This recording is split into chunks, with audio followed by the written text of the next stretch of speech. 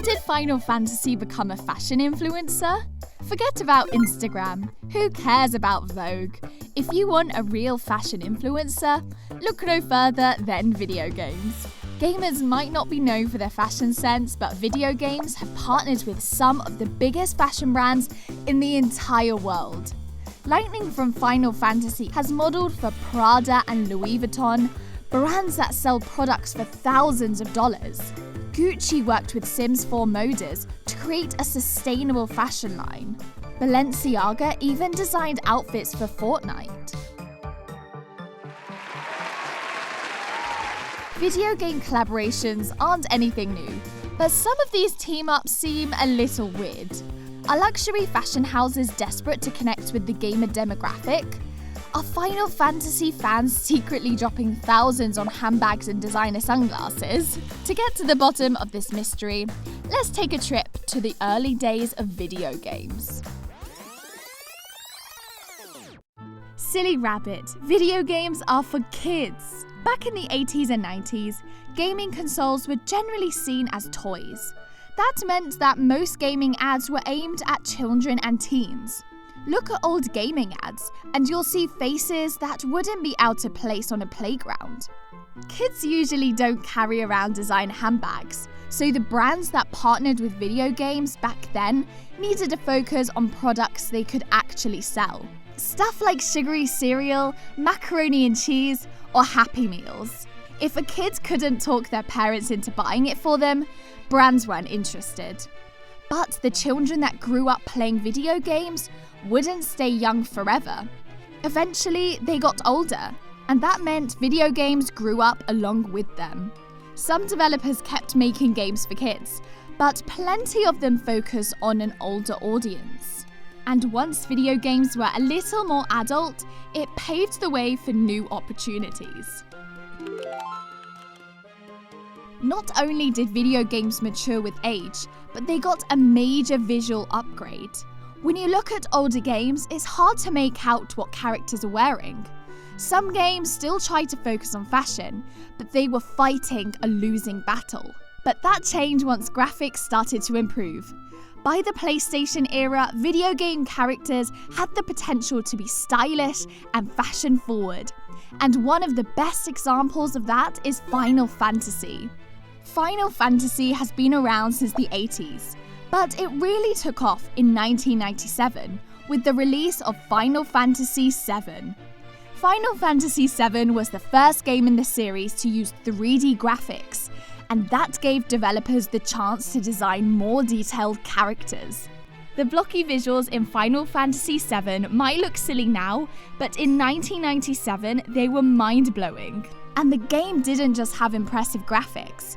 All of the characters ooze style.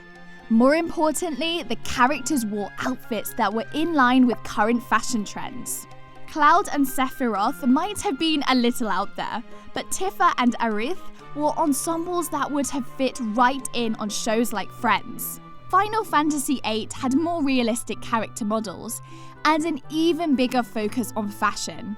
Squall was modelled after 90s heartthrob River Phoenix, and Reno's long sweater and matching armbands looked like they were ripped straight from the runway. Luxury houses weren't ready to work with Final Fantasy just yet, but the series had proved that video games could potentially sit at the fashion table. By the 2000s, up-and-coming designers had fully embraced video game culture. In 2006, British designer Carrie Mundane literally sent Sonic the Hedgehog down the runway at London Fashion Week. Another designer, Giles Deacon, did a Pac-Man-inspired show. These shows were just one-offs, but they showed that the tides were changing. Magazines and fashion houses were being taken over by people that had grown up with video games. And that led to one of the first collaborations between a video game and a high fashion brand, Final Fantasy and Prada. In 2012, fashion magazine Arena Home Plus decided to use Final Fantasy characters to show off the latest Prada collection. Square Enix converted Prada's designs to digital images, and the magazine showed off the looks in a 12-page spread. Saz sported a styling suit while he played with baby Chocobo. Lightning, always the fashionista, wore a silk top and scarf.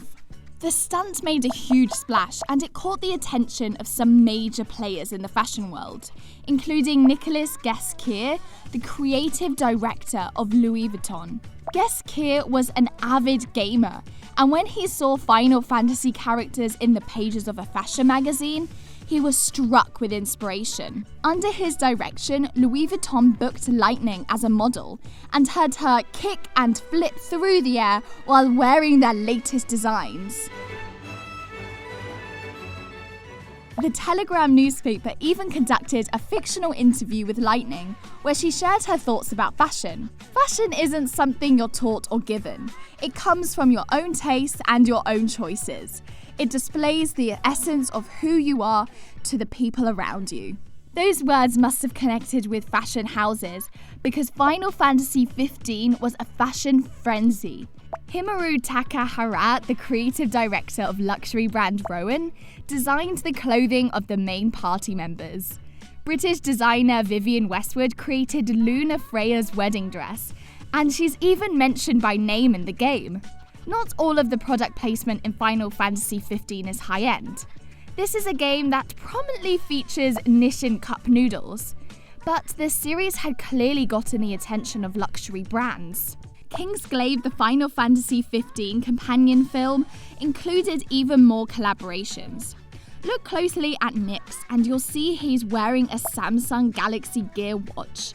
Not only do characters speed around in a customized Audi R8, but Audi actually built the car in real life. Once the floodgates were open, it seemed like every brand wanted a piece of the Final Fantasy pie. Earlier this year, Puma launched a collection with Final Fantasy XIV. They even used the tagline, "A wardrobe reborn."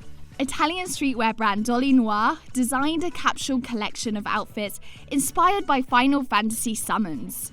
Edmund La'a, the creative director of Pieces Unique, showcased a Final Fantasy XVII collection at Paris Fashion Week, and he teased the collection with a pretty incredible ad. To remind us that we are all heroes. Heroes of today, heroes of our own story. Hold on.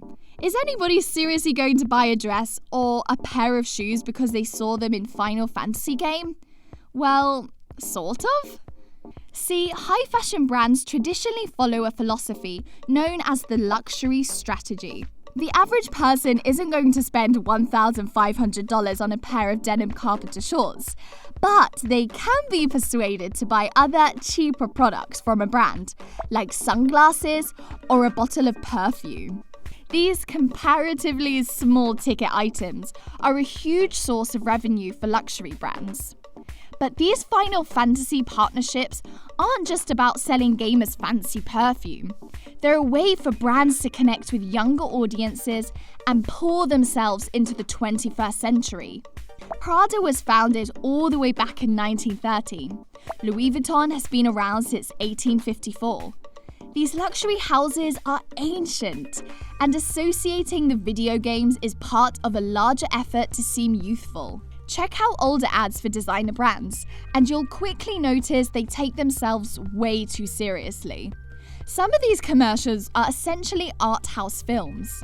Lots of them are shot in black and white or include references to old Hollywood stars. It feels like these luxury fashion houses are afraid to let loose and have fun. But brands have been working to change that. In addition to working with Final Fantasy heroes, designers have teamed up with members of Blackpink and the stars of hit teen dramas like Euphoria. Jimmy Choo did a Sailor Moon collection. Laoway has created multiple collections inspired by Studio Ghibli movies. So, is any of this working? Surprisingly, yes. Even though the cost of living is on the rise, luxury brands are seeing major growth, and the growth is being driven by millennials and Gen Z. Fashion houses might be old, but the people buying their products are younger than ever, and that's opened the door for more collaborations with video games. Final Fantasy might have jump-started this trend, but all kinds of video games have come along for the ride. After working with Lightning, Nicolas Ghesquière sought out other opportunities to bring Louis Vuitton to the world of video games. He personally designed skins for League of Legends characters and created a League of Legends capsule collection. Louis Vuitton even released their very own mobile game. And Louis Vuitton isn't the only one in on the fun. Over the last few years, there's been an explosion of fashion and video game collaborations. Balmain released limited edition sliders inspired by Need for Speed Unbound, and even designed a sleek car that players could drive in the game. Burberry started selling plaid scarves in Minecraft. Dior designed a capsule collection for Gran Turismo 7. Some of these partnerships have been a bit weird. Gucci tried teaming up with Roblox, but when it's done well, this style of marketing can be incredibly effective. Fashion is at the center of this trend, but all kinds of companies are collaborating with video games. Givenchy Beauty created exclusive makeup looks for Animal Crossing. Mercedes-Benz, Lexus, and BMW have all sponsored League of Legends tournaments. Genshin Impact has teamed up with skincare company Kiehl's. It doesn't matter how expensive or exclusive their products are, every brand wants to be a part of the gaming world. Fashion houses needed to shake off their stuffy image and appeal to a younger audience. The two met in the middle and the result was magic. What sorts of fashion and video game collaborations might be on the horizon? Will Bayonetta strut her stuff in a pair of Christian Louboutin heels? Will Link swap out his trademark tunic for a Loro Piana crewneck? It's hard to say what will happen next, but one thing is clear. From up-and-coming designers to luxury houses to more affordable clothing lines, fashion brands and video games belong in the same party.